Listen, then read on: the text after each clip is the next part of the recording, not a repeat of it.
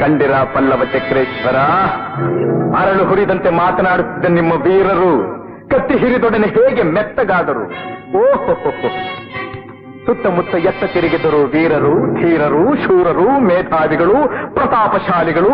ಪ್ರಶ್ನಾವಳಿಯ ಸುರಿಮಳೆಯನ್ನೇ ಸುರಿಸಿ ಎದುರಾಳಿಯನ್ನು ನಡುಗಿಸಬಲ್ಲವೆಂದು ಭ್ರಮಿಸಿರುವ ನಿಮ್ಮ ಮಾತಿನ ಮಲ್ಲರು ಎಲ್ಲಿ? ಕರೆಯಿರಿ, ಈಗ ಕರೆಯಿರಿ ನಿಮ್ಮ ನಿಷ್ಠಾವಂತ ಸೇವಕರನ್ನು ನಿಮ್ಮ ರಕ್ಷಣೆಗೆ. ಏಕೆ ಮಹಾರಾಜ, ಬಾಯಿ ಕಟ್ಟಿತೆ, ಗಂಟಲೊಣಗಿದೆ? ತಾವು ಸಮೀಪಿಸಿದಾಗ ಯಾರೂ ಬರುವುದಿಲ್ಲ. ಪಾಪ ಪುಣ್ಯಗಳೆರಡೇ ನಿಮ್ಮೊಡನೆ ಬರುವುದು.